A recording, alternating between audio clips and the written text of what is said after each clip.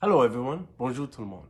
Today is International Women's Day, a day of celebration, reflection, advocacy, and action. We know that the COVID-19 pandemic has had a disproportionate impact on women. Souvent en première ligne de notre lutte contre la COVID-19, les femmes doivent être au cœur de la reprise. We also know that a resilient economy is not just inclusive, it is sustainable.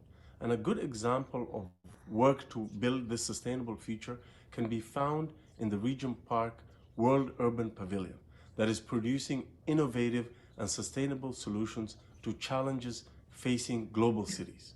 We must work hard to ensure that every Canadian has a safe and affordable place to call home, and that parents have access to affordable and high quality childcare. These measures will ensure that more women are able to rejoin the workforce, help us grow our economy, and ensure that everyone succeeds. So today I join you in celebrating and acknowledging the contributions of women from coast to coast to coast to ensure a more fair, inclusive, and sustainable society. Merci beaucoup tout le monde. Okay, thank you, Alex. In this part of the program, I would like to ask Reza Pourwaziri, the chair of Urban Economy Forum and World Urban Pavilion, to deliver his opening remarks. As most of you know, Reza not only is the chair, but also is the architect of UEF and the World Urban Pavilion. And he always brings brilliant ideas to these organizations. And his most recent idea is the Canada Women and Urban SDG program that we are going to discuss in more detail today. Reza, please, the floor is yours. Thank you so much. Hello, everyone. I appreciate all of you to participate in this important brainstorm session. We need your idea, your brilliant idea, to participate. Thank you, Fazila, for introduction, but I'm a part of the big family. I'm a member of a team, a big team. We're working together. I appreciate Minister Ahmed Hossein. That video message belonged to the International Women's Days. And we created a great global campaign to involve other institutions around the world to create kind of cohesion, kind of great message regarding the participation and engagement of the most important part of the world. We create a global channel for bringing all urban activities to World Urban Pavilion. That is amazing opportunity for us to work together, to collaborate together. And I emphasize, it's not, we are not at the beginning. We don't want to establish, it's already established. There are lots of pioneers working, fighting in this regard, in the globe. And we appreciate all of them. Just we want to create and provide a kind of cohesion and make connection between all the activities in this global exchange hub, World Urban Pavilion in Toronto, in Canada. Based on that, we believe Canada could have an extraordinary role regarding realizing Sustainable Development Goals, specifically goals number 11. That's why we appreciate all of the efforts of the steering committee team for the pavilion, UN Habitat, CMHC, Daniel Corporation, and all other new partners regarding providing this opportunity for us to work about sustainable development. We want to create this program to emphasize about the role of women and role of family, specifically during the post-COVID-19 situation, that we believe it's a momentum for change, big change, urban transfer, and we need your help. Please participate. Thank you so much. Thank you, Reza. Just before I introduce Eduardo Moreno Lopez, is he with us? I just wanted to make sure that. Yes. Oh, Hello. Hello, Eduardo, are you here? I'm here. Can you hear me? Okay, yes, thank you. Wonderful. Thank you, Eduardo. Okay, now I would like to ask our great supporter, Dr. Eduardo Moreno Lopez, to take the floor and deliver his opening remarks. Eduardo is the head of knowledge and innovation, UN Habitat, and he has been one of our best partners from the first day of establishing UEF, or maybe before that. Thank you so much, Eduardo. The floor is yours. Thank you very much to you, and good morning now from Mexico. I would like to start by saying that I have been in UN Habitat, in the UN system, by 25, 26 years now.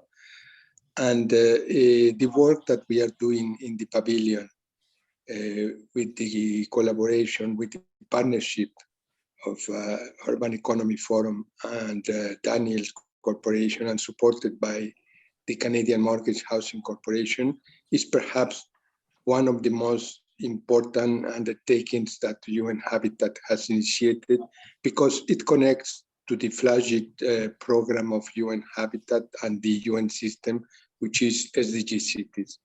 SDG Cities is extremely ambitious program. We are envisaging to work in the next year in more than 1,000 cities for several reasons, and I heard what Reza said, and I would like to take one or two of his words. One is because we had been given the mandate to do this.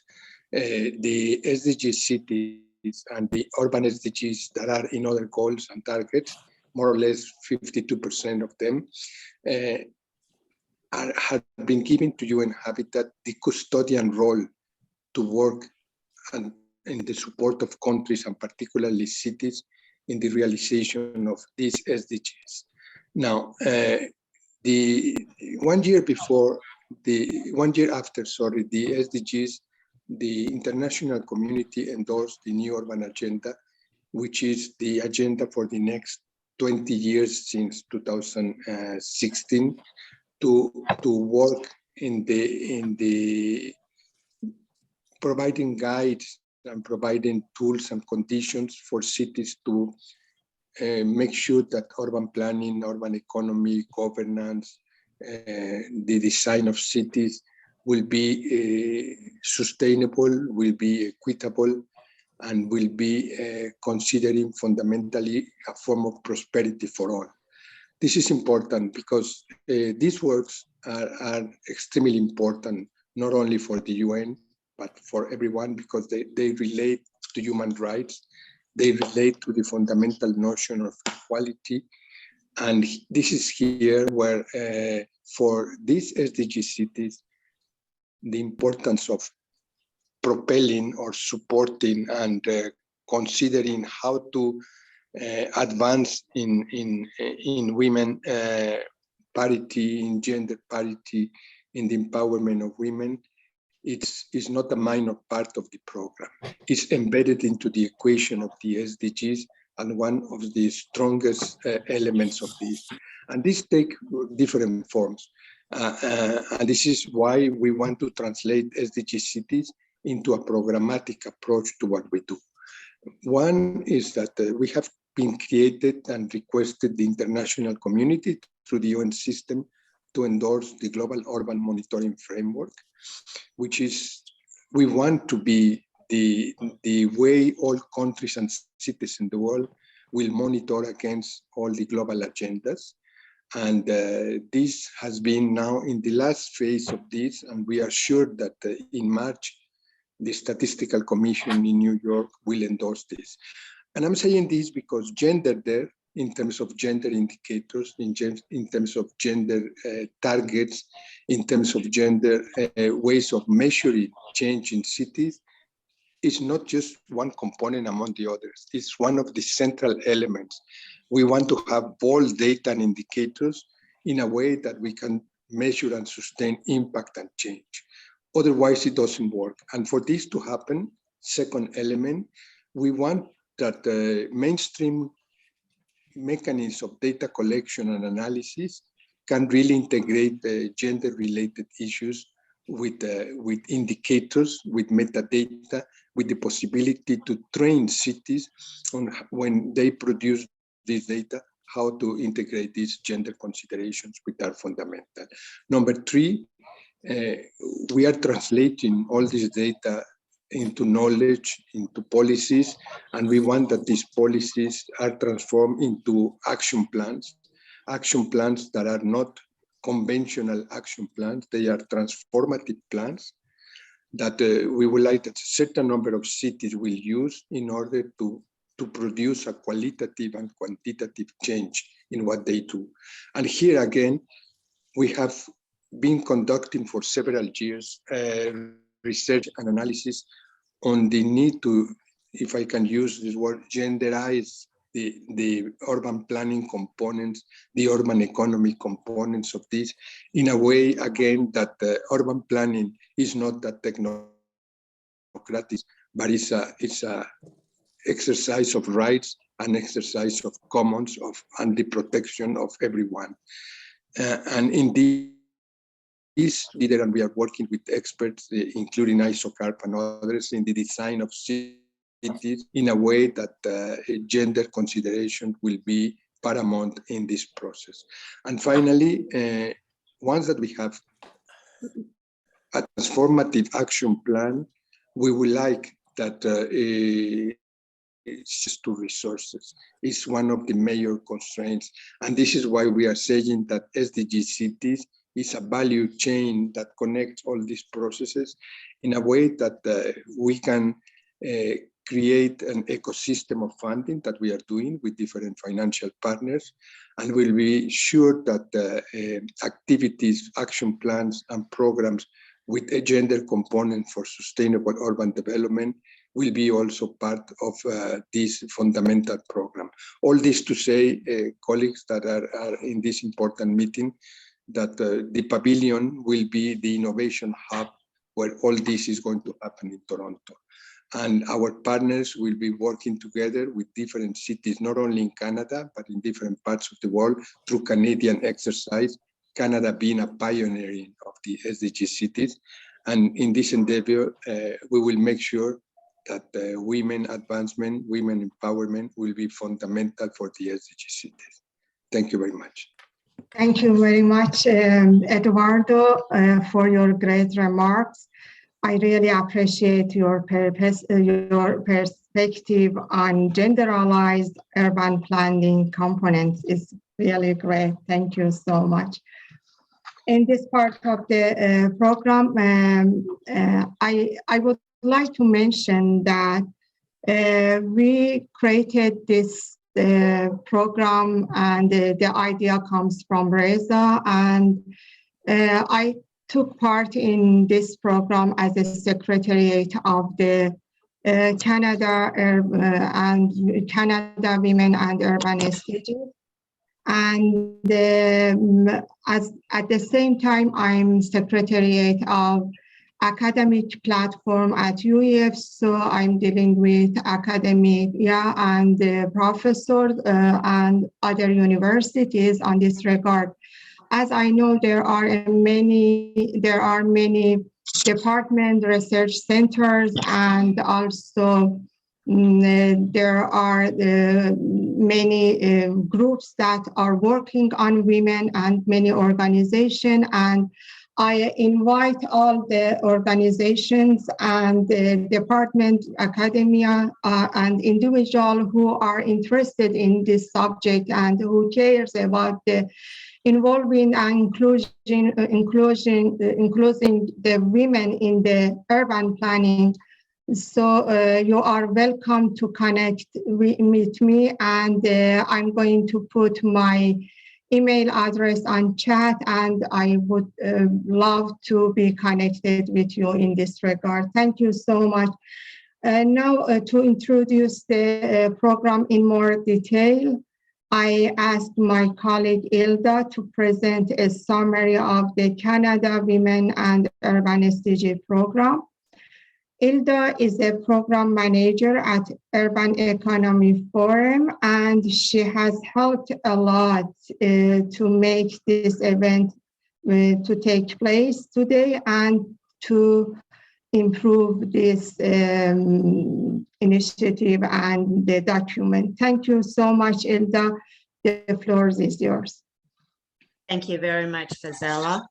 I will be doing a presentation on the document, the concept note that we have shared with you through the invitation process, as well as in Google Drive.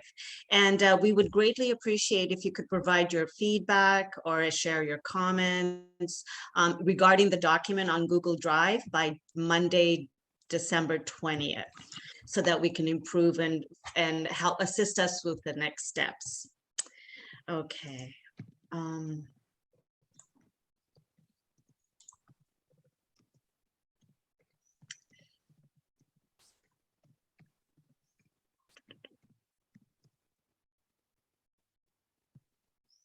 I would just like to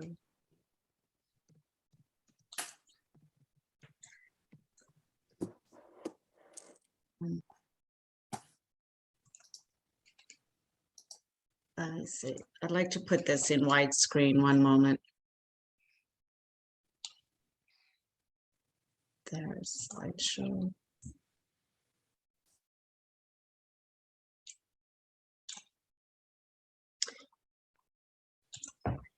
Canada Pioneer of Urban SDGs, the Canada Women and Urban SDGs Global Secretariat on Women, Urban SDGs, and Women. The World Urban Pavilion in Regent Park is a collaborative initiative between Urban Economy Forum and UN Habitat with support of the Government of Canada. The World Urban Pavilion in Regent Park, the vision is people-centered, where sustainable cities are planned through data driven by innovation and informed by the Sustainable Development Goals. There are numerous platforms in the pavilion. The Urban Knowledge, it is an urban knowledge exchange hub that has a platform to facilitate sustainability, robust evolving space for cities' needs, a global urban network, global best practices on urbanization. It is a change maker for urban knowledge, and it is a space for public participation and inclusion.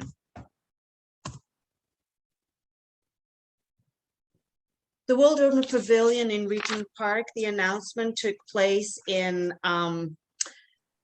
November 12th, 2020. With the presence of the Honorable Ahmad Hussein, who was then the Minister of Families, Children, and Social Development, the Honorable Marcy N, who is now the current Minister of Women, Gender Equality, and Youth, and Toronto Mayor John Tory. The launch of the pavilion will take place in March 2022.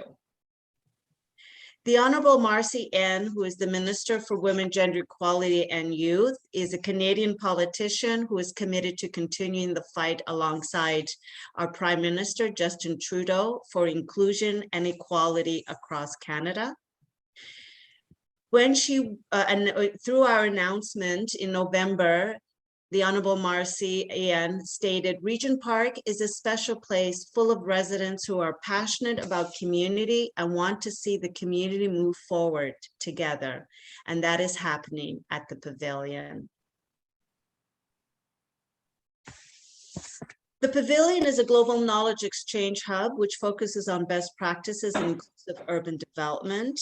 It will share science, research, and innovation to support cities and countries around the world to achieve the United Nations SDGs, in particular SDG 11 by 2030. SDG 11 is to make cities safe, resilient, and sustainable.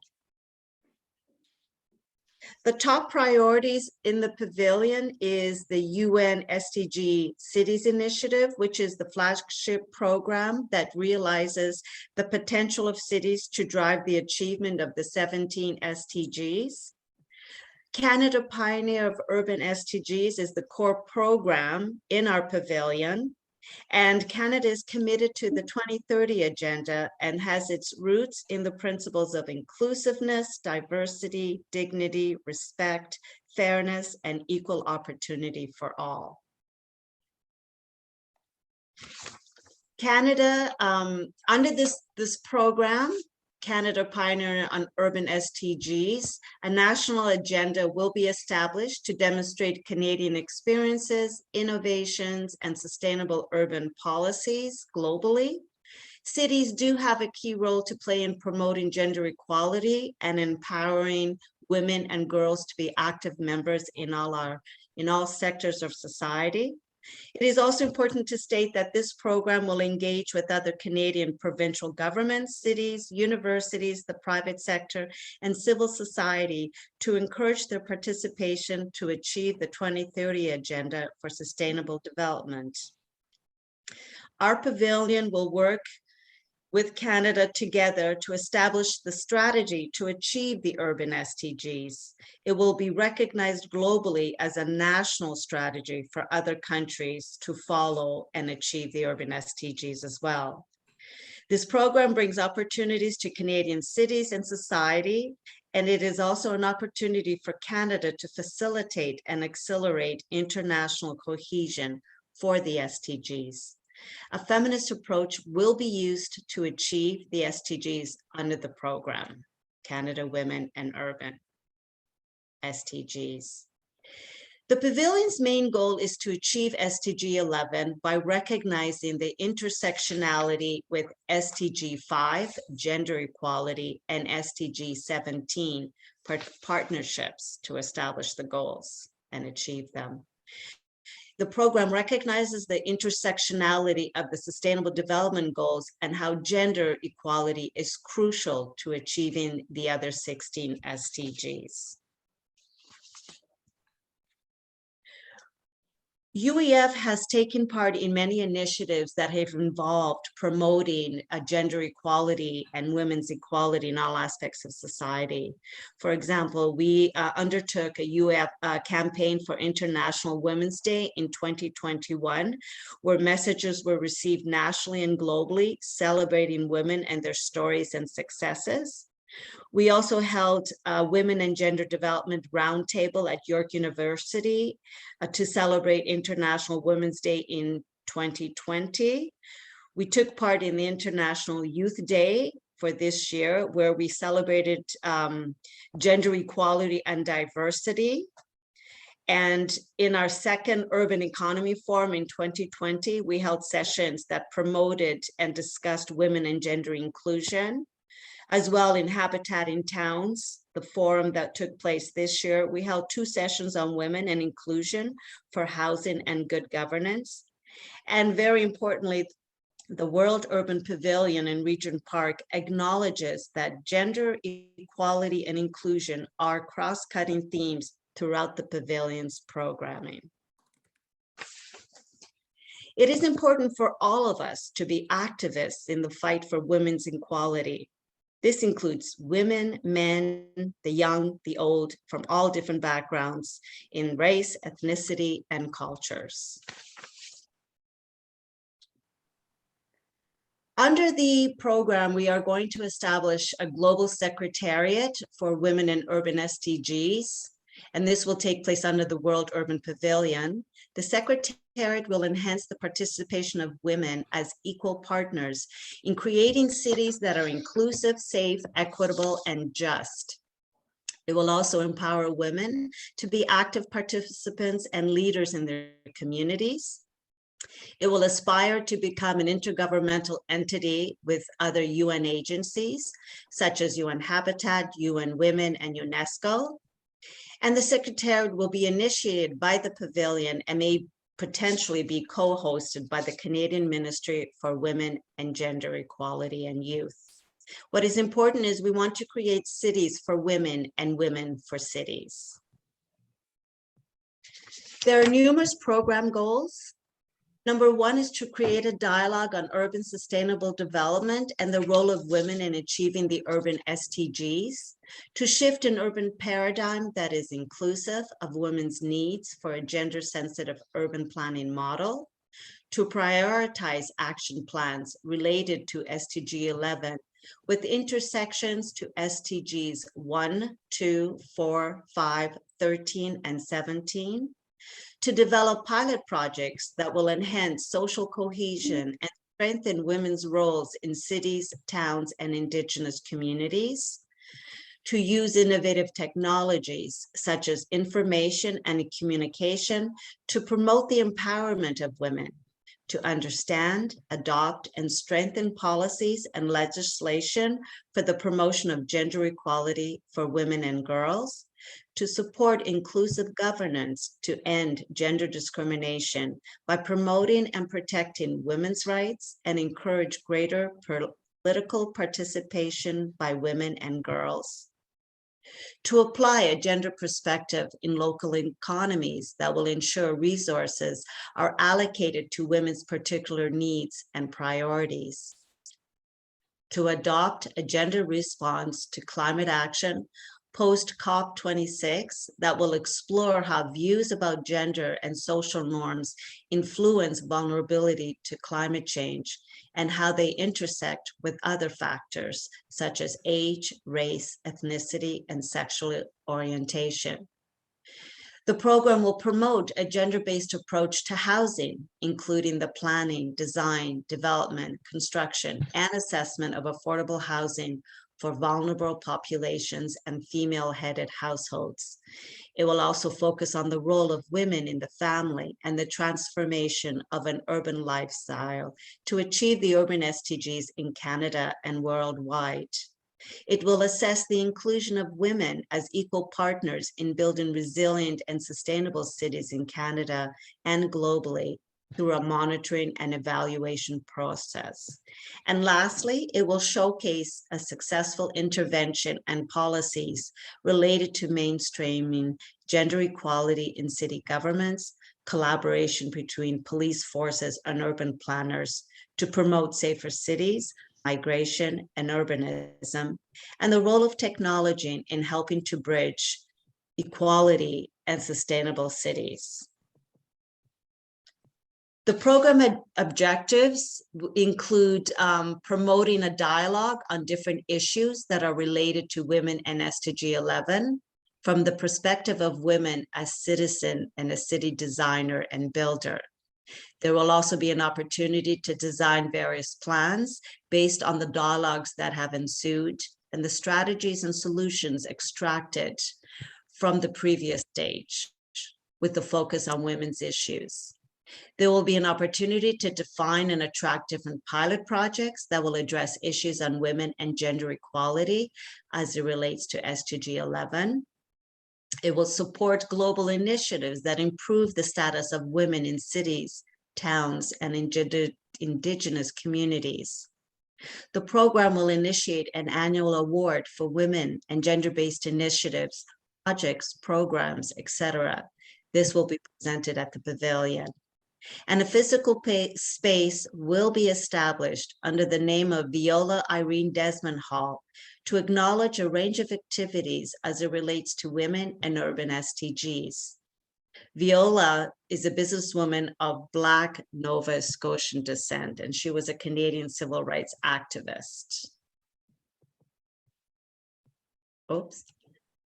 And so lastly, if you want more information on the World Urban Pavilion, our website is there, as well as our programs, and our website specifically to UF is also there.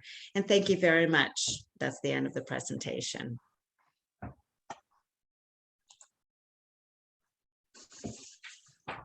I would like now to present Julie Ward, in which we have a video message. And Julie has served on Parliament's Cultural and Education Committee, the Regional Development Committee, the Committee on Gender Equality and Women's Rights. And Julie is an active campaigner for equal rights of justice. She was previously an organizer for 1 Billion Rising, which is the global movement to raise awareness on violence against women and girls.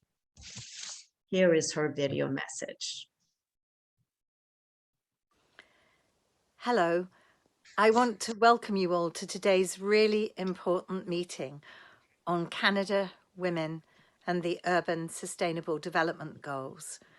And I also need to apologise for my unavoidable absence due to a family funeral. I think that today's meeting is yet the most important meeting that we've had in the past 2 years since I've been involved in the Urban Economy Forum. The core purpose and values of the Pavilion are to promote sustainable, safe, resilient and inclusive cities. And we can't do any of those things unless women have a seat at the table. And so this discussion today is to make sure that that happens, because when women are at the table, everybody benefits.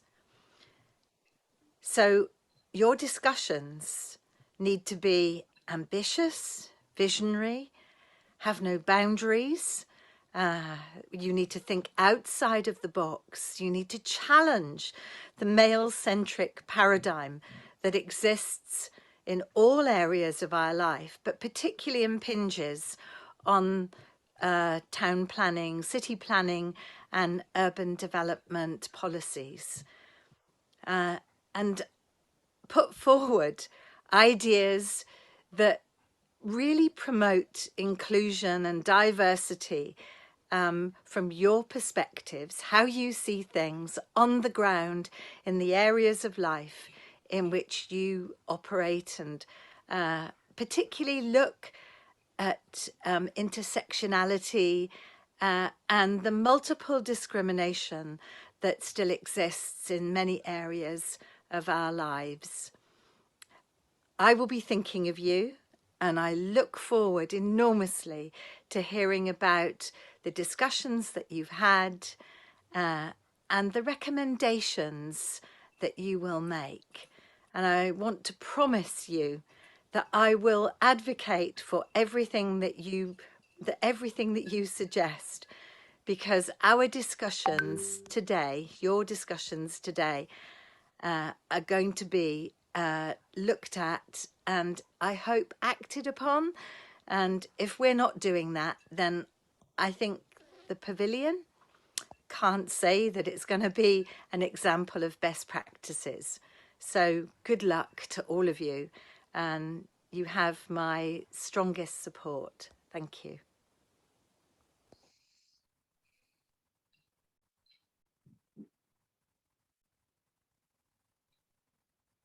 Thank you, Julie, for that wonderful speech and message to encourage us to move forward in our quest for equality and gender sensitivity.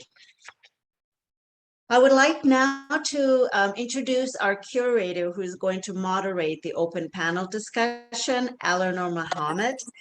Eleanor is the founder of the Strategic and Resilient Together Limited, as well as the president of the Commonwealth Association of Planners, and she is the co-chair of the UN Habitat Professionals Forum. She is an executive leader with over 25 years of public, private, and not-for-profit sector, having worked for local and provincial governments and the consulting industry. Eleanor, I give you the floor. Thanks, Ilda. It's wonderful to be here with all of you. So many faces that I recognize from Habitat 3 World Urban Forums and lots of different international and national events. It's wonderful to see you here at the table, and lots of new faces too. So welcome, everyone. We really appreciate you taking the time to be here today. Before we get going in the discussion, I do want to say that this is a safe space. So regardless of your background, where you are in your career, your age, race, ethnicity, religion, it's a safe space. So please feel comfortable in sharing your thoughts as we move through this discussion. Also, I've been instructed to tell you that in the comments section, there's going to be a link provided to a Google Drive document, which is a copy of the concept note. And we're asking that following this meeting, if you could take the time to provide any feedback on the concept note by December 20th, that would be fabulous. The concept note is actually going to be shared with the Ministry of Women, Gender and Equality, Equality and Youth here in Canada.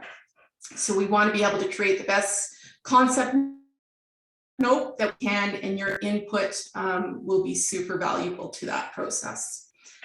So today is really just an introduction to this idea, this program, and maybe to some of you, even just to the Urban Pavilion here in Canada. So in terms of discussion, what we're really hoping for is maybe your initial impressions that you have on this concept note, or even the idea, or even what Ilda has presented here for you. So why don't we kick it off first with simply asking, do you have any questions about what Ilda presented or what was included in the concept note? And in order to probably best go through this conversation, if you can use the function of raising your hand on Zoom, and then I can call on you from there. And that's actually under the reactions button at the bottom of your screen, hopefully. So any questions at all about the concept note or what Ilda presented? Angelica, please go ahead. Yes, hello. I take the courage to be one of the first ones to react, because I read the document just this afternoon. Well, in my region, it's already late in the afternoon. I found it extremely interesting and very inspiring. I'm curious and motivated to see it further developing. I have just two comments. I'm in Europe, as you can see from my name. But my son lives in Toronto for 21 years. So I have a connection to Canada, and I'm trying to follow as much as I can what's happening in Canada. Two comments I wanted to make. One is, for me, from a European perspective, is linked to Canada. I think it would be extremely useful to further highlight, and I have included some of these comments in the document, the global dimension, so that it's not purely a Canadian initiative, but I think the important thing of the SDGs is that it's a global concept. It's a universal concept, and that we all contribute to achieve the SDGs, or to implement the SDGs. And I think it's a great opportunity, this initiative, to use it also to share information, to share knowledge, to share good practices around the world. I think this is a great opportunity.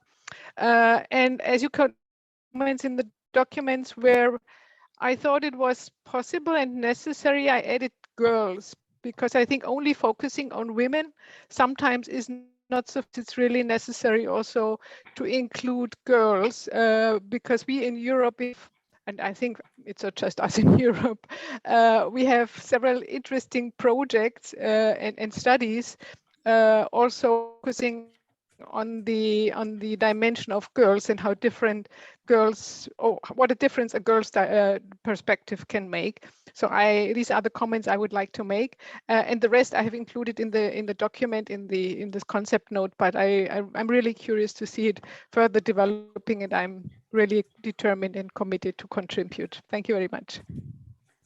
Thanks, Angelica. What I should have done is ask you to introduce yourself as well. Who are you and where are you from?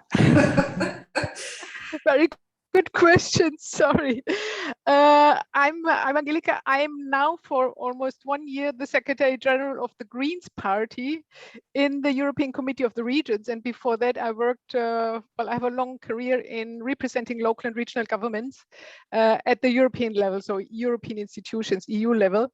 And I'm also, from that experience, I also have strong connections to the international, to the global world organization, United Cities and local government, and United Nations and UN Women, and etc., UN Habitat, etc. So I think this global dimension, international dimension is really very important. Thank you. Sorry for not introducing myself. Thanks, Angelica. I appreciate so much that you were bold enough to raise your hand first and kick off this conversation. It's a wonderful thing that you've done that. Okay, so I have some more speakers here that would like to have a say. I've got Christine, Marissa, Elizabeth, and Joy. So Christine, if you could introduce yourself and please go ahead. Thank you, everybody. Good morning. Can you hear me? Yes, thank you. So my name is Christine Bacta. I have been a professor of architecture and urban design for the last 16 years.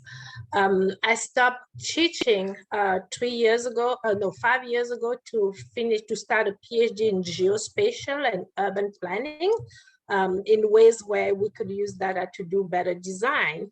And since I have developed 2 companies, one of which has been GeoEdugaming. So I'm really interested in using education as a platform that incorporates the data and the tool that the young generation use today. And I think that play or game, it's a connection for all.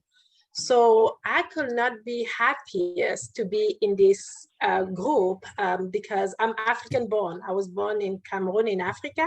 I lived there until I was 19, different culture. I went to France and lived 10 years and went to school. So I'm an architect from France, and then I left for the United States. So this issue is really an issue that is, that hold to my heart because of the culture I come from, because of the life that I have lived and the acceptation that I have gotten from being a girl, being the shadow, like I said, the shadow of a man, not being allowed to do things that men could do. Yes, the issue is the same everywhere. It is the same issue of not being looked at as a person. Let's think about our society today as a woman. It's in Africa. If you're not married, you are not a person because you have to have that man to complete. So it's really those issues that we have to deal with, no matter if it's in Africa, in Europe, or in America. I've lived in those other countries and issues are different. It could go for the pay raise or for any different things. Where many things. So I'm really excited to see how this works. And to me, I look at it as an issue that is already global, right? I'm really excited to see that there is this hub because I'm working on, I work on apps that actually could be created. And I think that as we develop this group, those hubs will actually be tested in many different places. We have the technology today that is allowing us to capture that data. So I've listened to Mr. Edouard Moreno, who was talking about those that could be transformed into information. Yes, they should be, but I think that what is very important is the 21st century. The issue we have in the 21st century is that we have been looking too much in what we have in common.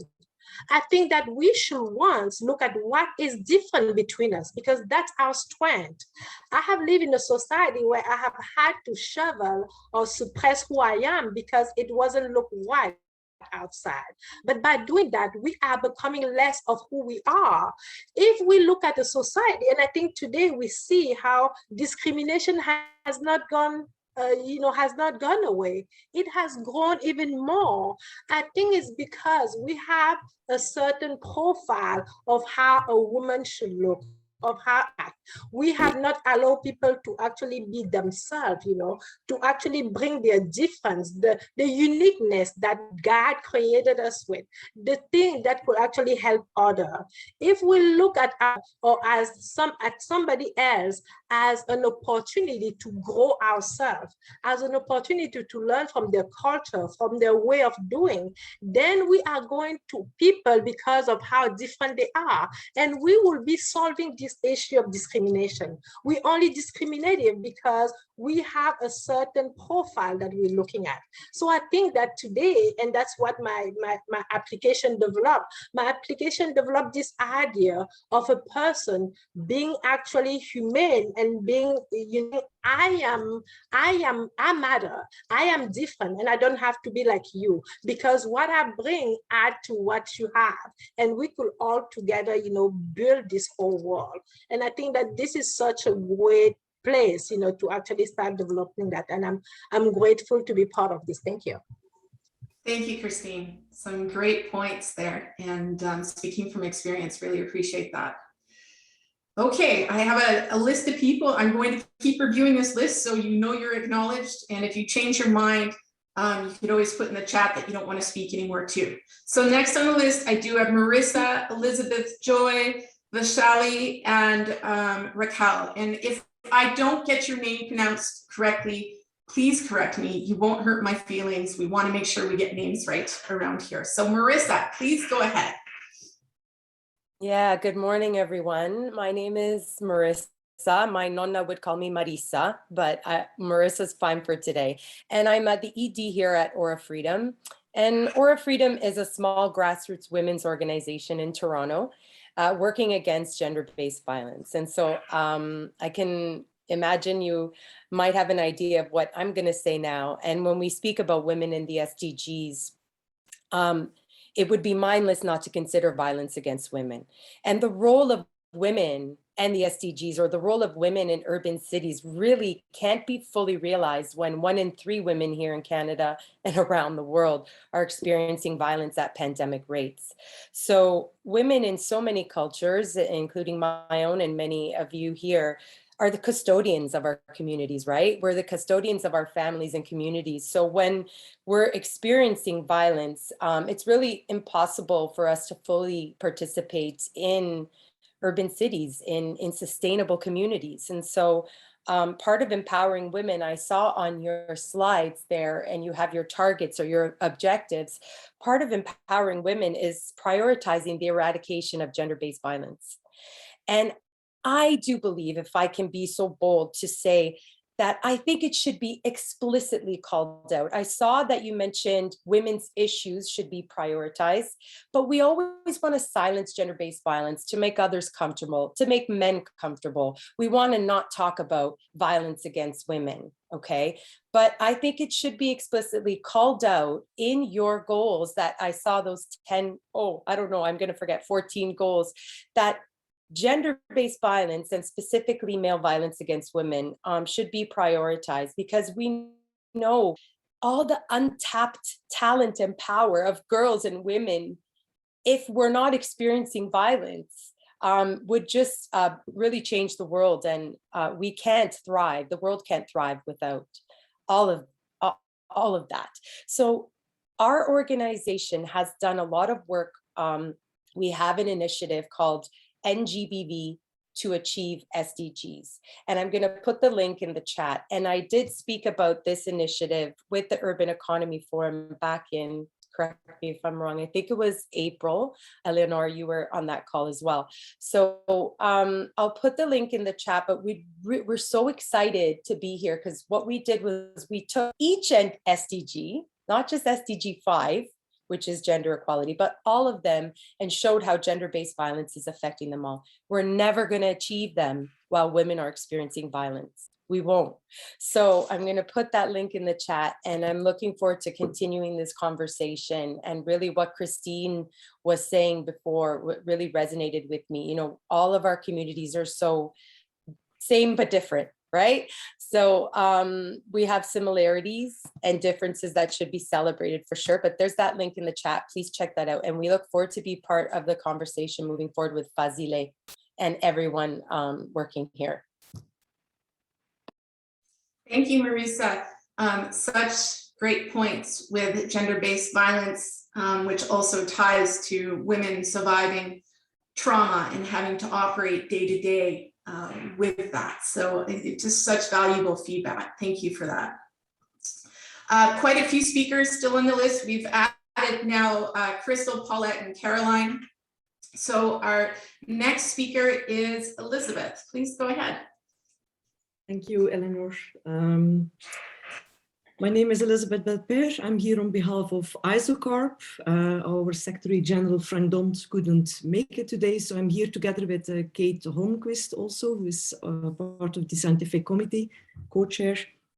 Yes, so first of all, I think it's a fantastic initiative and very timely and necessary if we think about how we move forward in the transformation towards sustainable cities.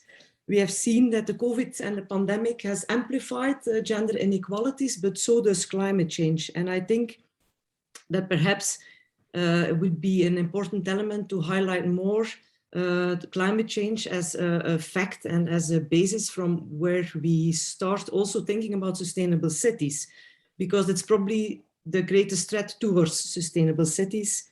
And it has also a different impact on gender, both in amplifying inequalities as well. And also if we look at women and their roles in disaster, then we have another aspect, is that we can certainly, and we need to integrate it. So it's not just sustainable cities for women, but also with, and that we have to engage women even more so in time of climate change. Yeah, so the climate change and sustainable cities, again, very important, because I think this decade, in terms of planning for sustainable cities, will be critical in how we can change, bring change to decarbonize cities and render them more sustainable. And then perhaps a couple of elements I read diagonal through the document is a key element working on sustainable cities is public space, because it's our common good.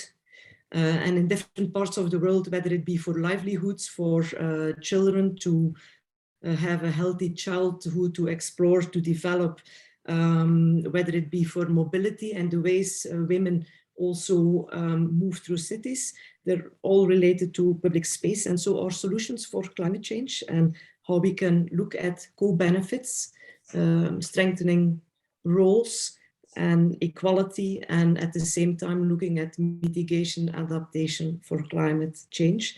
And another aspect is, I read something on access. So one of the, to look at the structural, that the program will look at structural barriers and problems leading to inequalities. There was something mentioned also on land and housing ownership. And I think that maybe here we have to look more into security of tenure. It's access to housing, affordable housing, access to land, also because security of tenure can be very different in different parts of the world, and it's linked to a human rights issue. So these are a couple of elements. Great, thank you, Elizabeth. And I'll give a shout out to Elizabeth as well as Kate Holmquist, both from ISOCARP, the International Society of City Regional Planners. Just last month, they had their first inaugural Women in Planning event in Doha, Qatar, and I was fortunate enough to be able to attend. And boy, is there power when you bring women together, power and inspiration. So well done to the both of you. Thank you for that feedback, Elizabeth. Okay, Joy, welcome to the table. Great, thank you. So I'm Joy Masahara. I'm co-chair of Women Transforming Cities International Society. We're based here in Vancouver. I also co-chair the SOGI Partner Constituency Group of the General Assembly of Partners, which has been an advisory body to UN Habitat. So what I'd like to say is, Women Transforming Cities has been working, for quite a while now, basically on sustainable inclusive cities using an intersectional feminist approach. So we're really excited to see this program because it basically aligns with everything that we do.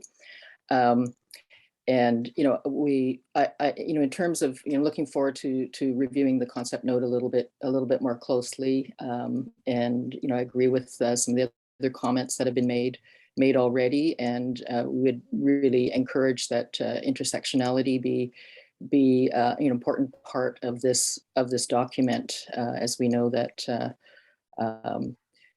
different intersections will experience things differently. I also wanted to share one of our projects, which I think can be maybe relevant and valuable to this whole project, and that's a website that showcases wise practices to make women-friendly cities. And so these are all either policies or programs or things that we've found around the world that help to support women in cities. So it's very specific for women and girls in cities. Also gender diverse individuals as well. So this was sort of conceptualized at UN Habitat 3 in Quito with international partners. And then Women Transforming Cities worked on it and launched it at the World Urban Forum in 2018 in Kuala Lumpur. So what it does is it contains a database of what we call wise practices instead of best practices, because we know that what works in one area may not work best in another area. And it has 16 different categories. So categories like transportation, health, education, infrastructure, housing, land rights, etc. And governance leadership. And what we've done is under each category, there are goals, and the goals are all derived from the SDGs, the New Urban Agenda, and CEDA. So it's a combination of goals encompassing all those international agreements. And so the database, each of the wise practices, corresponds to a goal or goals that are set under various categories. And there's sort of monitoring and measurement, and we're trying to collect lessons learned. This has all been a very volunteer-run project, so we're progressing with it, and just thought I meant we'd bring it to this forum as something possible that we may be able to use. So I just mention a few, of the examples of these wise practices. Like there's feminist urban planning in Barcelona, online crowdsourcing safety audits that occur in India. And many other countries, a free on-site child minding service for parents that are attending city council meetings. That's from North Vancouver. There's a toolkit to support women in leadership developed by the Federation of Canadian Municipalities, the gender and safety audit for events and venues in Melbourne, and a women-only overdose prevention site here in Vancouver. So these are just some examples of programs, different policies that help to do all the things that this this Canada Women in SDGs is trying to promote. So thank you, and looking forward to continuing the work together here. This is a really fabulous opportunity. Thanks, Joy, and thank you for offering up some tools. And if you would like, and for anyone, if you have additional tools or projects that you would like to share, if you could include the link in the chat, that would be fabulous. Okay, Vaishali, you raised your hand and then you took it down. Would you like to say something? I did catch it. Yeah, I did not take it down. I think the system took it down for some reason, or it faded away. Yeah, I would like to say something. Thank you. My name is Vaishali. I am originally from India, South Asian. So I don't need to say much about women's position in that part of the world. So everyone who have raised issues around women, I think they all apply to that part. I have 3 points to make. When we create in India, so much work is being done for women's empowerment that one survey stated that men feel left behind. So when we create an organization like this, what message are we giving out? How do we change the culture, the mindset, the psyche of men who will not take their aggression towards women? Can we make that part of this research or the concept note? That's my one point. Second is the Urban Economy Forum and UN Habitat is the brand behind it, and every person who is participating today in this conversation is also a brand behind it.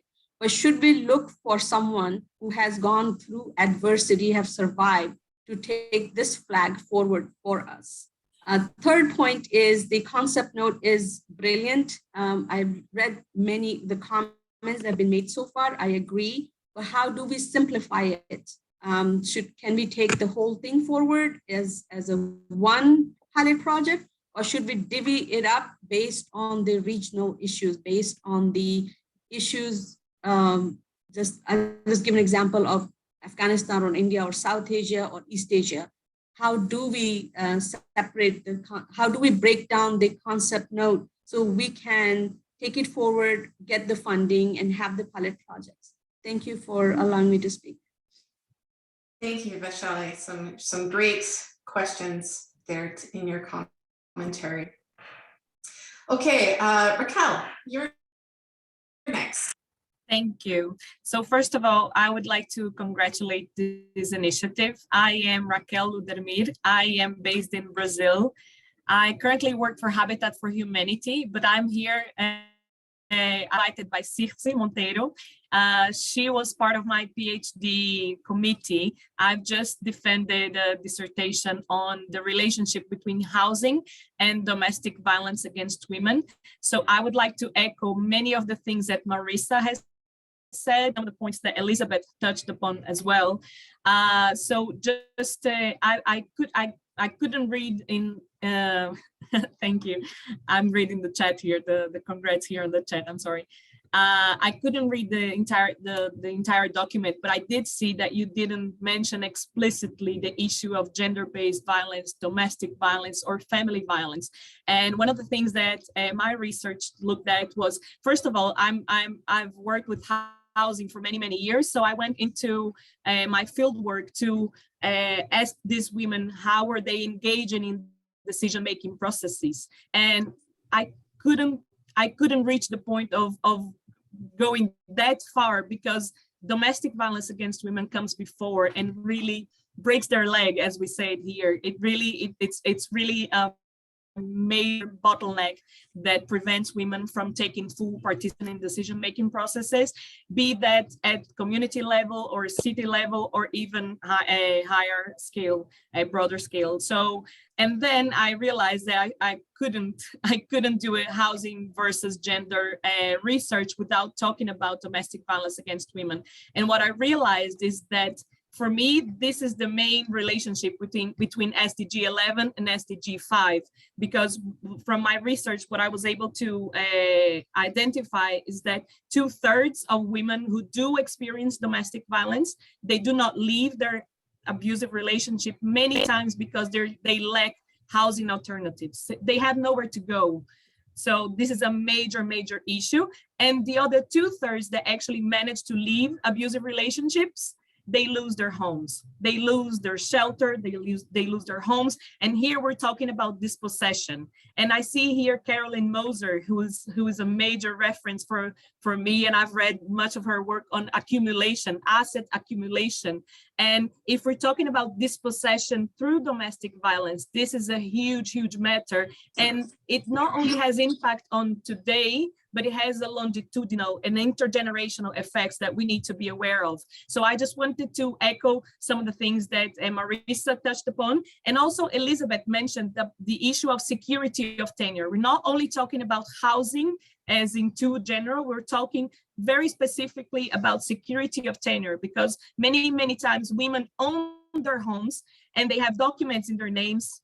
And even though they are unable to evict or to exclude the abusive partner from their homes because protective measures are not efficient enough. So we're talking about eviction through domestic violence, if that makes sense in English. So, and in many Latin American countries, I would just want to emphasize that in the domestic violence law, there is a specific kind of domestic violence that's called patrimonial violence. So it's a specific kind of economic violence that talks directly about the patrimony, which is the assets of women, and talks about women being dispossessed through domestic violence. And here I'm not only talking about domestic violence exercised by their partners, but also by their family members and or household members. So I just wanted to emphasize that and bring the dimensions of domestic violence and the very close relationship to me that brings to the housing issues and tenure security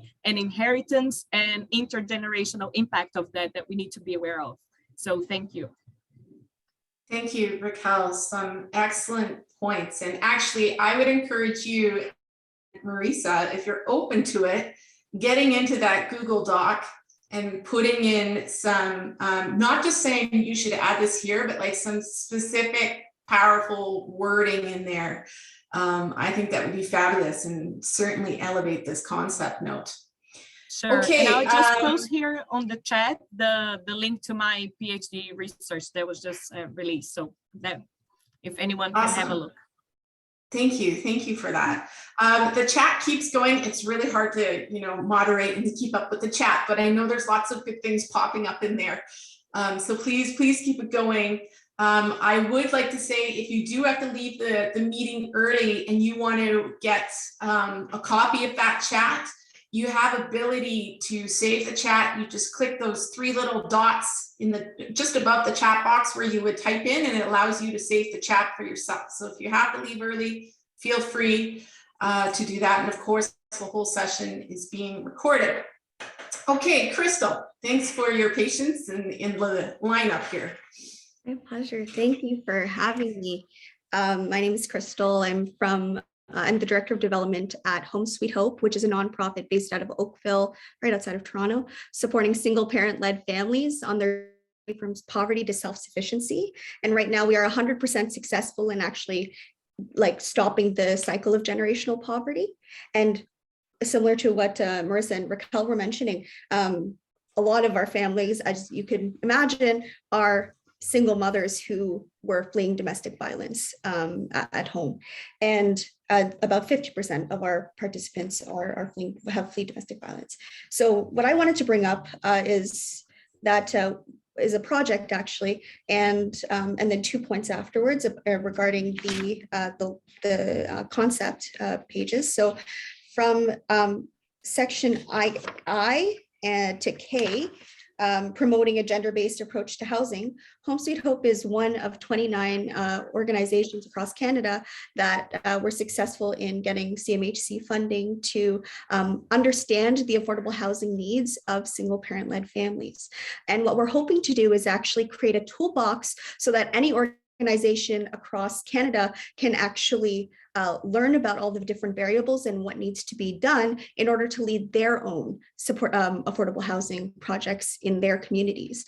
And what I've recognized, though, the hardest part about this is that we have all this data and we have all of the people in play, but what do we do with it? It would be such a shame for this data to just stay within our communities, right? So and as a small organization, we don't have the capacity to collect the data and then evaluate, especially with this huge framework. I think it was called the global urban monitoring framework that we would be proposing here. So I'm wondering, firstly, is there criteria or a grid that small organizations like ours can follow, especially while we're in kind of the beginning stages of building out this affordable housing model? Is there criteria that we can follow so that we can incorporate this into our housing model? And secondly, would there be a possibility maybe with the UEF or affiliates to have a third-party evaluator actually follow these different prototypes, not just at Home Sweet Hope, but across the globe, to better understand, I guess, on global capacity, what the wise practices, as Joy had mentioned, what the wise practices are, and how we can learn from each other in that way. So that's what I'm wondering if we can incorporate in any capacity. Thanks, Crystal. I think that's a great suggestion, even starting with a library that starts to collect all of these different models and data, certainly to be built out. So some good commentary in the chat boxes as well. I think the same theme also came up the other day at the World Pavilion meeting. There is a great importance in making sure that while the concept note does base itself on Canada, there is strength in the international community being at the table.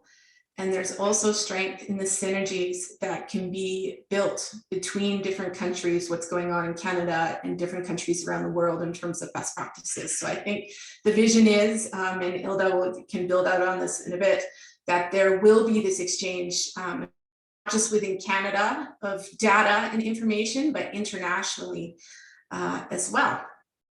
Okay, thanks again for that, Crystal. It's a great suggestion and question asked there. Paulette. Thank you, Eleanor, and good morning, afternoon, or evening, everyone. Paulette Senior, I'm the President and CEO of the Canadian Women's Foundation that's located in Toronto. And I have been leading the organization now for 5 years. Prior to that, I led the YWCA national movement here in Canada as well. So I've had a pretty long history living in the city of Toronto, paying attention to issues that impact women, girls, and gender diverse folks across the country, also working internationally, but also living and working in this city. And so I want to join the choir or that's been singing the chorus with respect to gender-based violence and the importance of specifically identifying that. So I won't repeat what's already been said, but just want to make sure that that is captured. And because it's such a chorus, it's ringing loudly in terms of what needs to be added. But I also want to talk about something that probably can be more emphasized in the note. And thank you for the draft. It's very helpful as we try to have this reflect what is the reality for women and girls and gender diverse folks here in Toronto, but also in Canada. Despite the devastation of the pandemic, there's also been a bit of a gift that it's given us, specifically around being able to identify who are those that are most vulnerable in society. And I think that we've been able to see that based on the impact when you talk about essential workers, frontline workers, women who've been working primarily in the caring fields, whether from childcare to elderly care and everything in between, those who are on the front lines of this pandemic. The epidemic that we've seen in terms of the impact is not new, just highlighted. And so it's important that as we think about what the Pavilion can do and focus on and the work that needs to be done, I think it's important to take into consideration what we've learned and therefore what we can do to shock-proof any further impact that could happen from future devastations, whether that be economic, whether it be environmental, or whether it be through COVID-19 and similar kinds of issues that we have to encounter. And the work of the Canadian Women's Foundation is focused on 4 areas. It's about addressing gender-based violence. It's about addressing issues around women's economic security. So focusing on poverty. It's about empowering girls, and it's also about supporting women's leadership. And so in all those areas, what we're really talking about is how we actually build a gender equal society. And when I put that together along with the impact of the pandemic, we know that in Canada, we've lost 30 years of progress because of that. And so how do we rebuild in a way that is not about going back to normal, but about creating a new normal that actually emphasizes those areas that are critical for advancing women, as well as ensuring a more sustainable society. So I'm going to put a paper in the chat that actually leads to 4 papers that we did in partnership with several other organizations that I think will be helpful in informing the note and ensuring that the experience that we've had here in Canada is about building back better. It's about rebuilding and ensuring that we're not ignoring the lessons from the pandemic, but we are rebuilding in a way, and any new initiatives that we want to move forward with is considering all of the impacts that we've seen during the pandemic to ensure that we can shock-proof ourselves going forward. Thank you.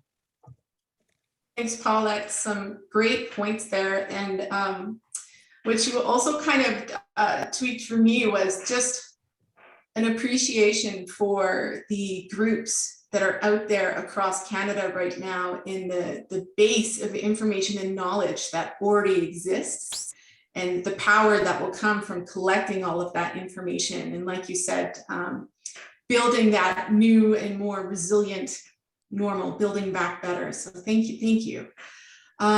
Is it Caroline or is it Carolyn? You are next.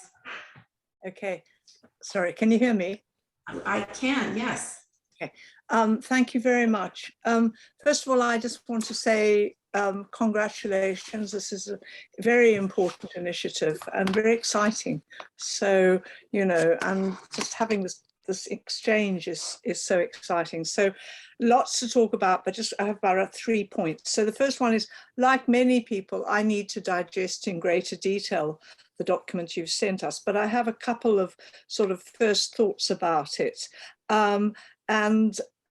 Sorry, my name's Caroline Moser, and I'm a sort of academic researcher, but also have worked a lot in policy, and I've worked on gender and development for really too long, 40 years. So it's really great to hear all of you. And I'm based in the UK.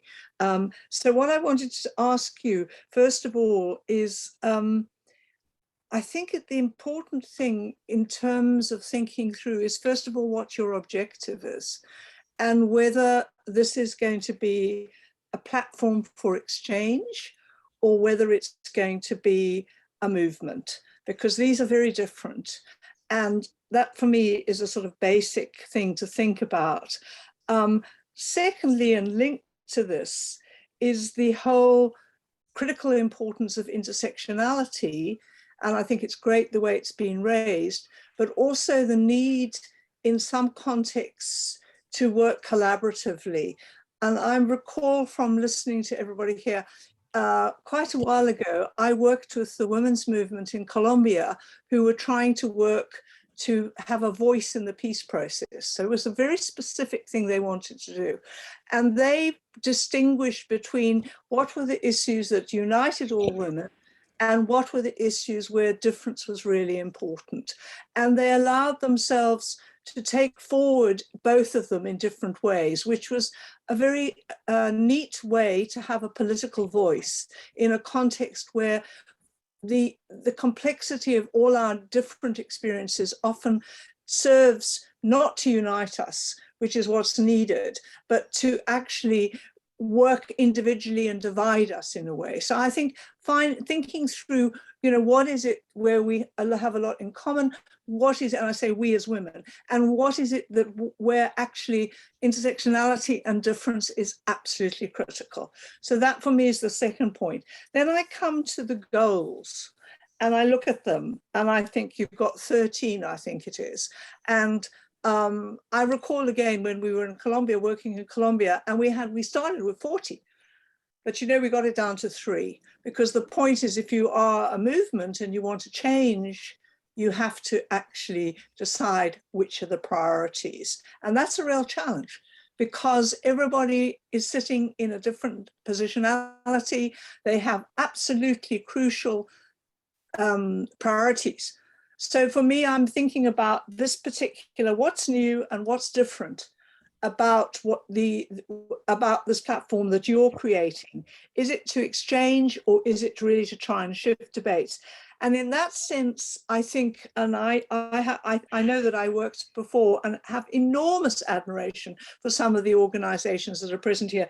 Women Transforming Cities, we worked on urban violence and went to Mexico years ago working on these issues. So there are a lot of institutional and other structures out there. So it seems to me very important to think through, what is it that this particular structure is going to contribute, bring on others, but also have an identity that is critical in its own right. So finally, I wanted to link that back to this idea of, do you have 13 goals? Do you prioritize? And what for me is so fascinating, and I really, was nice to hear Raquel from Brazil, who knows my work on assets, is that, you know, what we've had to do is to think through what is it's not single issues. What's the nexus that is linking these different SDGs, where there is a cutting edge issue that you're raising already and is coming up again and again in the discussion, which is the link between gender-based violence, housing, tenure rights, this whole, which is a very urban area, a very urban issue, but is linking not only an issue which is of paramount importance, the gender-based violence, but is linking it to a very specific urban habitat-related issue.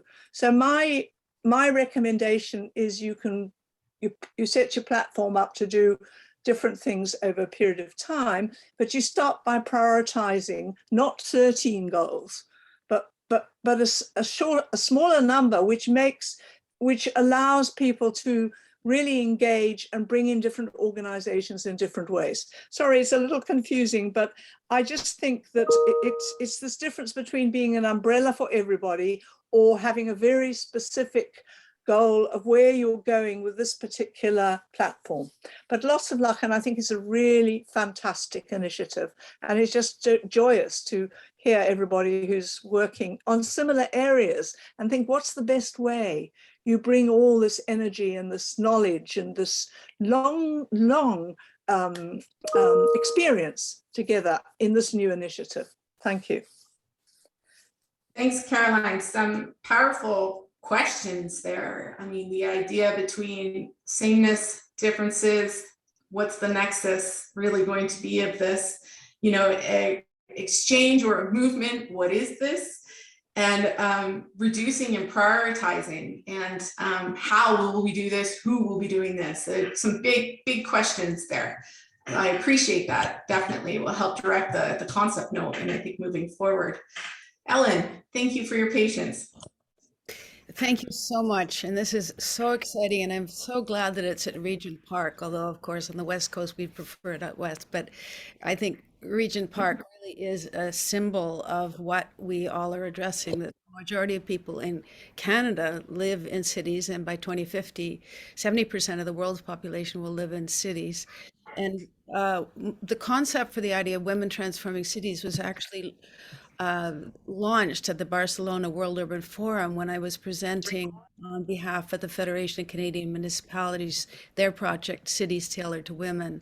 And then I took it back home to Vancouver. I was a city councillor, and I launched Women Transforming Cities through first setting up the Women's Advisory Committee, and then the gender equity strategy, Women Transforming Cities, and then we came out with the Hot Pink Paper campaign and said you have to put a intersectional gender lens on cities' policies, programs, budgets, funding, staffing, and governance. And so far, we've been able to get a gender equity strategy going out till 2028, a gender intersectional lens on all departments, measurable and supported for 6 years, a chief equity officer, a deputy chief equity officer, and a number of other issues. And we ended up with the core framework being an intersectional lens that we had to prioritize Indigenous women and girls. We are the heartland of the murdered and missing Indigenous women and girls inquiry recommendations, the situation for Black women in Canada and Black girls and Black people in general, Asian women and girls and other racialized women are absolutely critical to us creating a new world and never going back to normal. So we were part of the setting up an intersectional strategy to address COVID-19 and the massive job losses, the domestic violence, the transphobic and homophobic violence, the racialized violence that has just continued to increase, because when we don't have money, we don't have affordable housing, we don't have childcare, and so we're vulnerable to the various forms of violence. And it's global. We have to be working globally. We have to lead with that intersectional lens. And I think that I look at some of the documents that have been produced, whether it's Advancing Equity and Inclusion, a how-to guide for municipalities, or some of the work that's being done in Seoul, Korea, which I think is the lead city in the world actually on cities, the Seoul Foundation of the Women and Family, but the Barcelona group. We've worked with some women in Erbil, Iraq. So women are in movement. What we need are some tools, and we're working on developing a toolkit that can be used at the municipal structure over the next couple of years. But we also, the NGOs need funding for the work that we're doing. So I think that this is, if we can share the tools we have, if somewhere on our women-friendly cities challenge that Joy Masahara raised, you could share your wise practices so we're all realizing what's out there that we could be using. But I think that we can't separate violence from affordable housing, for accessible public transit, for affordable jobs, for addressing women's unpaid work in the home and the community, and some of these critical issues. They're all tied together, and that's what the intersectional lens does, leading with the needs of Indigenous, Black, Asian, and other women of color. So it's wonderful for us all to be together, and there's a number of other people who really would like to be at the table, and we have to figure out a structure so that those organizations can be at the table sharing the work that they're doing and the issues that they're working on. So I'd like to thank you so much for bringing us together and starting this discussion, and we look forward to seeing how we can help strengthen the movement. Thank you, Ellen. Some great comments there. And I would just add, Ellen did reference the missing and murdered Indigenous women and girls. That is an initiative, a national initiative in Canada to help solve. It's more than I can explain in seconds, but the amount of Indigenous women and girls that have been murdered and have gone missing in Canada is just off the charts. So there should be none, and they're taking action, and they've written a report recently to try and address this nationally. So a little piece there worth Googling, but that's something that's happening in Canada.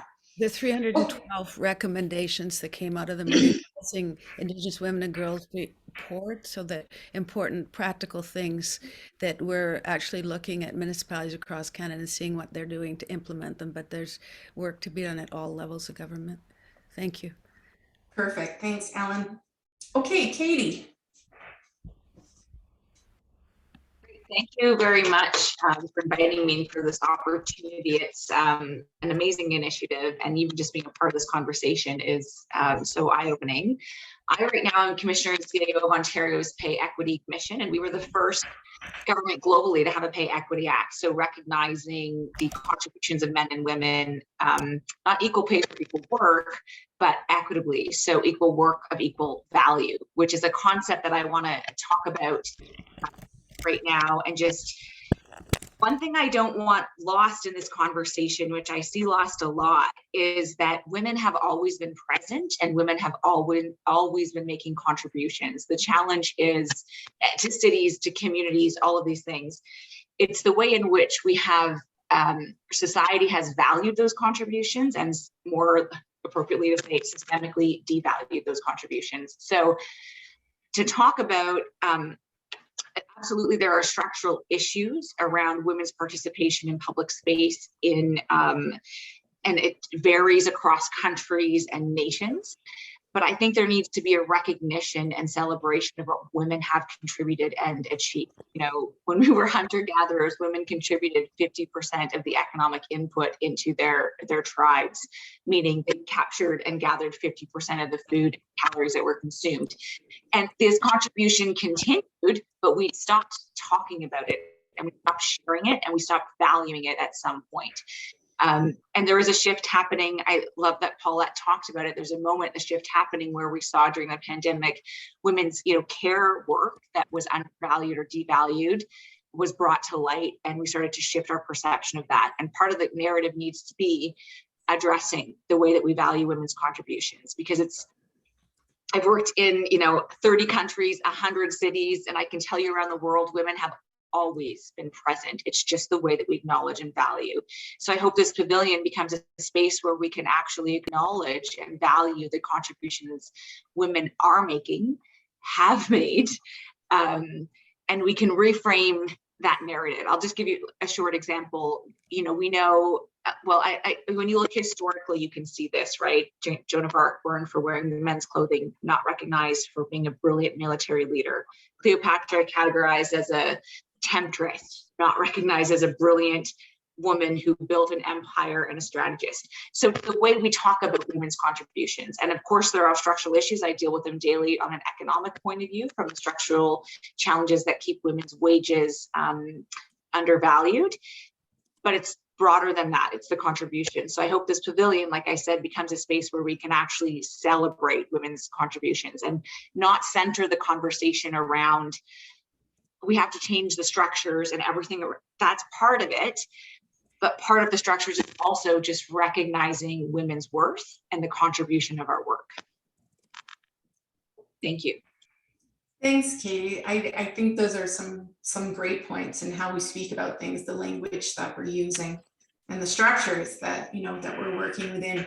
Okay, I want to recognize now my time, and of course, as moderating this conversation, my time's 9:42 a.m. here. We've got a couple speakers left, and then Reza and Anantha are going to close it out. So if we could keep it down to about 2 minutes in terms of commentary. I've got Ilda, Kate, and I did have Dika, who had her hand up. She's disappeared. We'll see if she comes back. And then I have our one male volunteer to speak. His name is Douglas Reagan. We'll have him, and then we'll move on to closing remarks. So please go ahead, Ilda. Thank you very much, Eleanor. I just wanted to take this opportunity to also say that at UEF, we have submitted our proposal for the Urban Thinkers Campus, number 7, the city we need now. And we are going to conduct a campaign, a 2-day campaign on March 7th and 8th that is based on our concept note.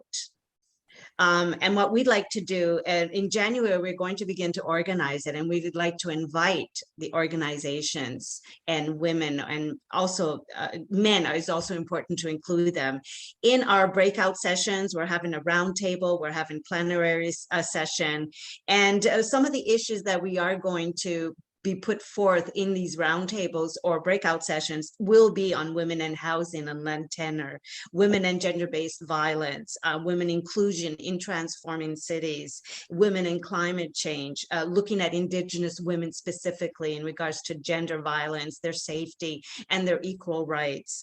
And also we're going to be looking at women in urban economies.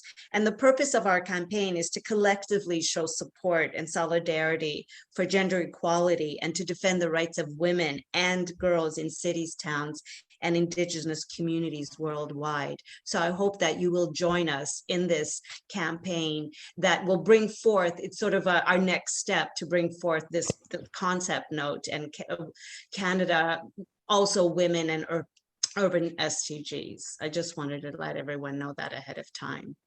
Thank you. Awesome. Thanks, Ilda. I know that's going to be a really great and interesting event with a variety of speakers. Kate. I'll keep it really short. Kate Holmquist, I'm based out of Portland, Oregon. I am the deputy chair of the ISOCARP Scientific Committee.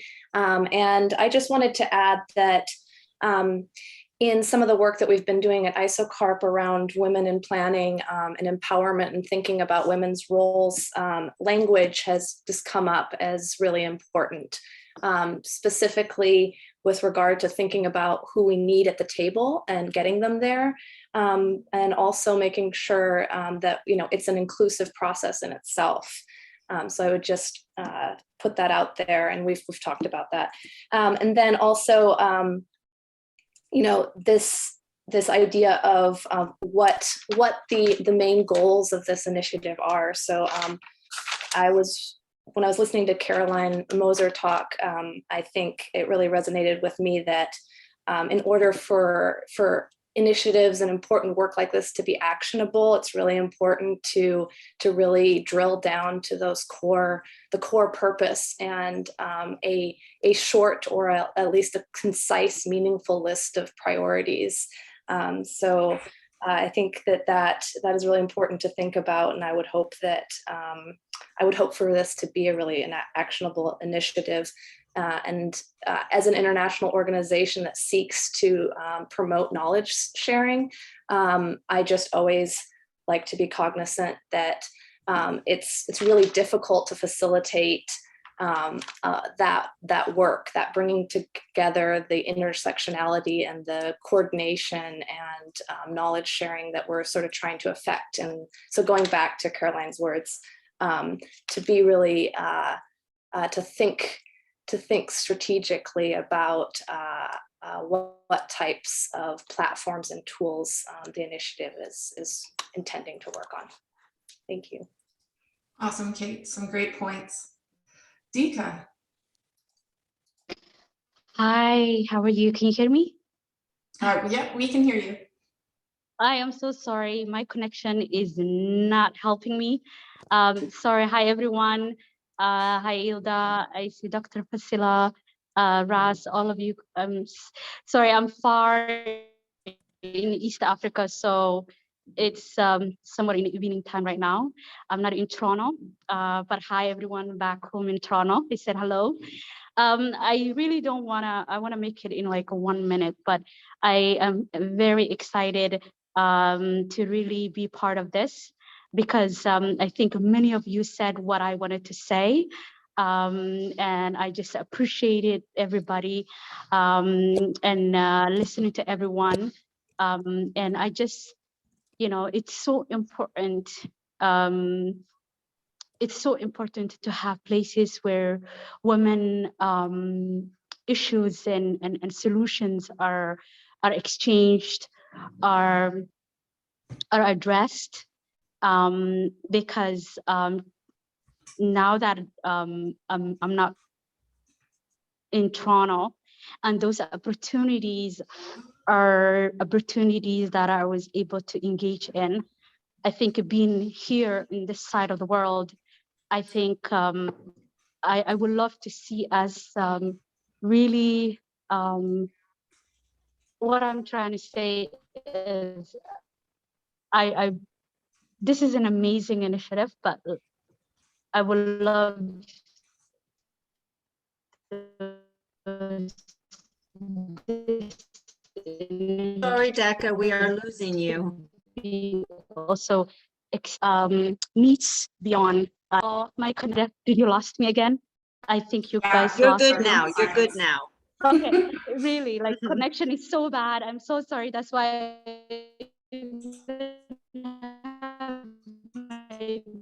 Oh, we lost you again.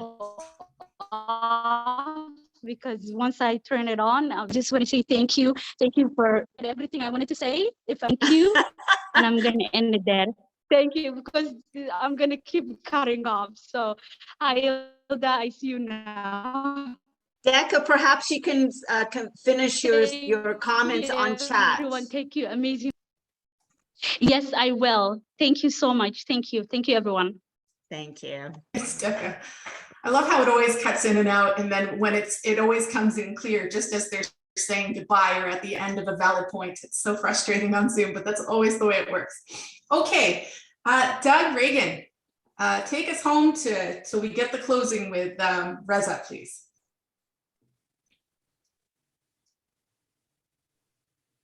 He put in chat that he can't get on. Oh, did he? Yeah, he's driving.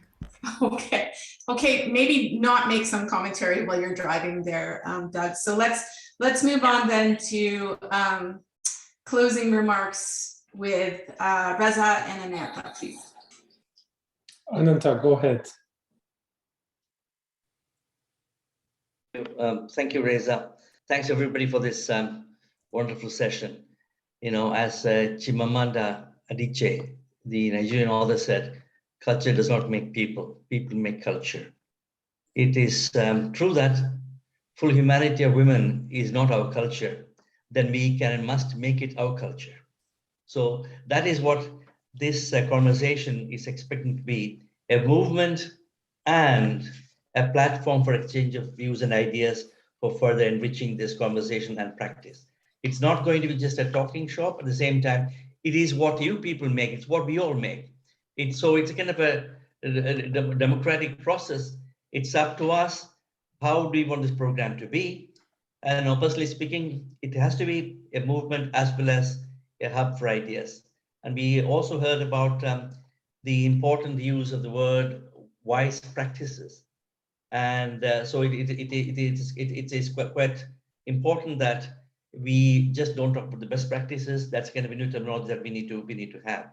And I'm also happy that this conversation brought about an important topic, not only of Canada, but of the global sense of all communities, is GBV, gender-based violence, which intersects with secure tenure, housing rights, neighborhoods, 10 minutes walking streets, or whatever you want to call it.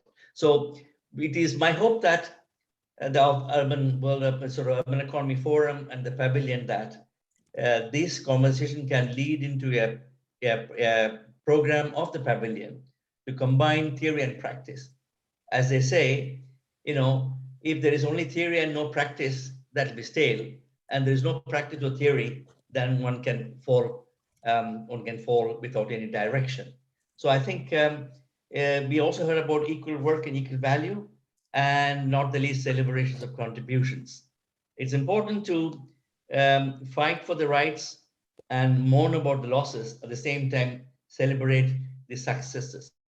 That's where I think it's important. Canada being one of the countries that has excelled itself, being a champion of gender equality along with the few other nations, Nordic nations, a lot is yet to be achieved.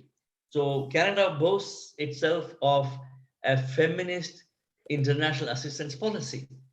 So this is an occasion for us to know how has this assistance policy indeed manifested itself in examples in Asia, Africa, and Latin America.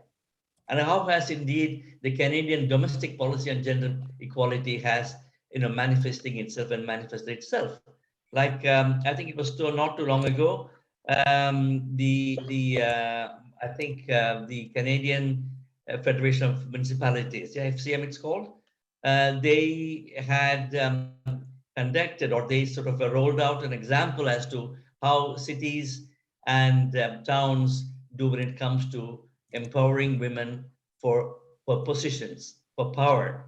This is something that we need to be approaching more about. It's about how women indeed are able to challenge the bastions of men when it comes to positions of power and take leadership. So I think as it has been said earlier, it is the starting of a conversation that will lead to practice, and we will take note of the comments that have been received, and still there is time, as Ilda says, that until Monday to provide your comments, and it has been what I would say a powerful and educative and what shall I say, inspiring session that we have had. And I hope to continue the discussion and take home some of the important thoughts that have come, because these are points in history when we're ending year 2021 with lots of sadness. At the same time, this meeting in a way can provide hope for the next year to come. Thank you very much.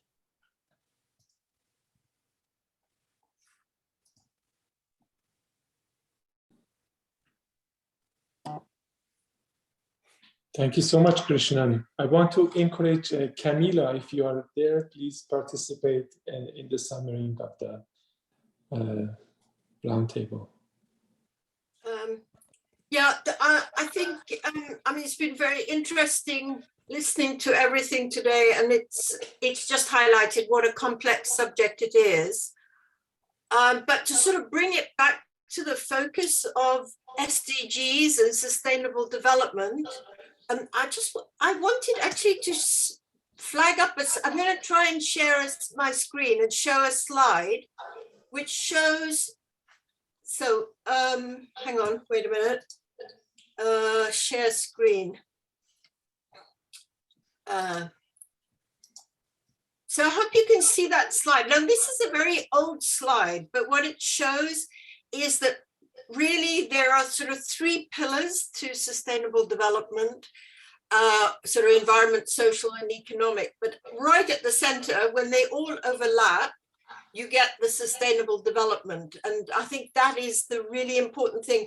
But what, in a sense, this is a very old slide, admittedly, I think it was from when, even from possibly the Millennium Development Goals or the early iterations of the Sustainable Development Goals.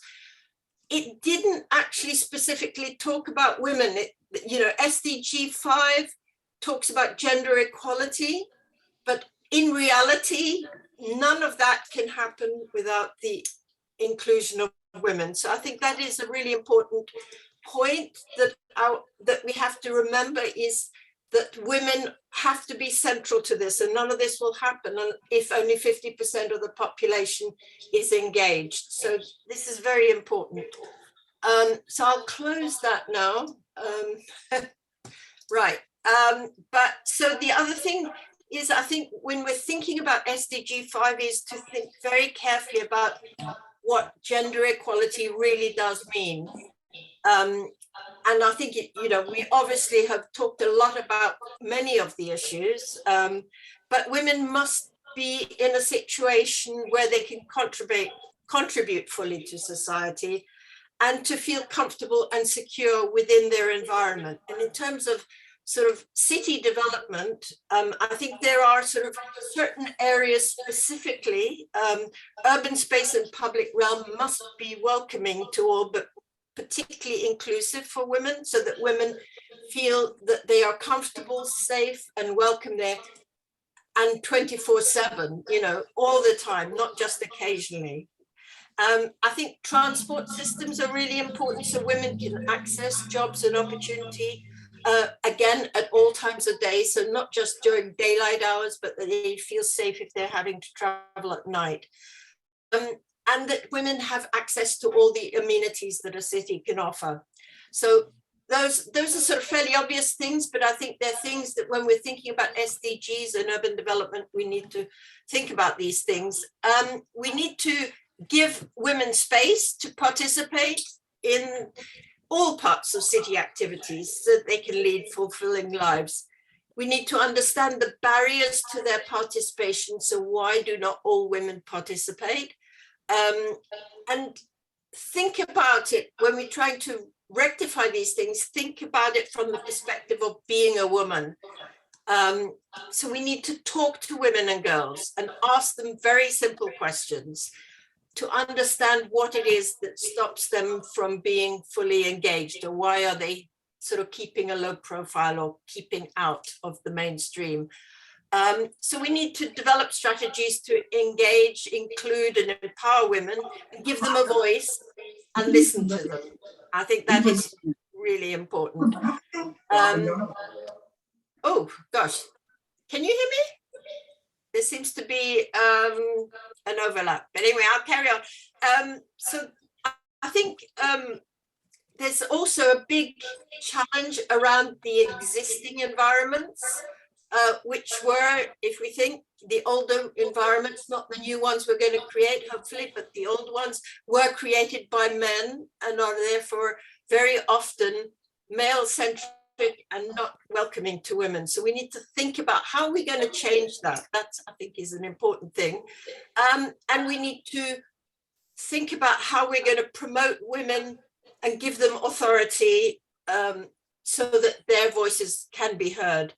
And that's about sort of recognizing skills and not following traditional career trajectories and so on. So I think my last message would be give dignity to women's participation, and possibly an idea. I mean, they talked about awards, but do we need to create women ambassadors or pioneer women? This is something that we could probably think about in the pavilion. But I think that the aspect of respecting and giving dignity to women is really, really important. Thank you. Thank you, Camila. I believe it's my turn, correct, Ilda? We have Eleanor as well? Yes, okay, I appreciate it. Thank you so much, Eleanor, for a great curation of the session. As I mentioned at the beginning, we are at the process of establishment of this kind of intersectional collaboration to increase impact and create cohesion. Because I understand there are lots of amazing initiatives in Canada and around the world in this regard. And Pavilion just provide opportunity to advocate this kind of valuable work to the world, to create awareness and providing cohesion.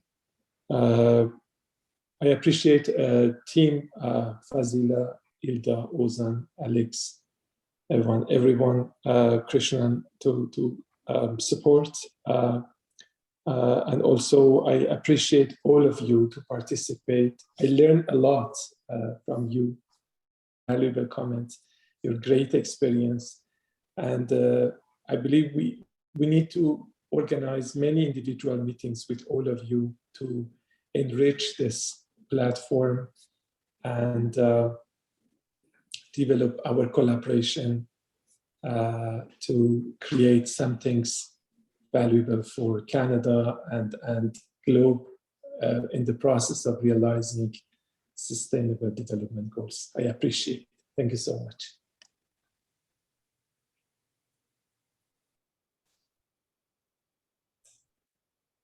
Thank you, everyone. Take care. Thank you. Thank you, everyone, for attending, and we look forward to further collaboration. This has been wonderful. Thank you. Goodbye. Thank you so much. Thank you.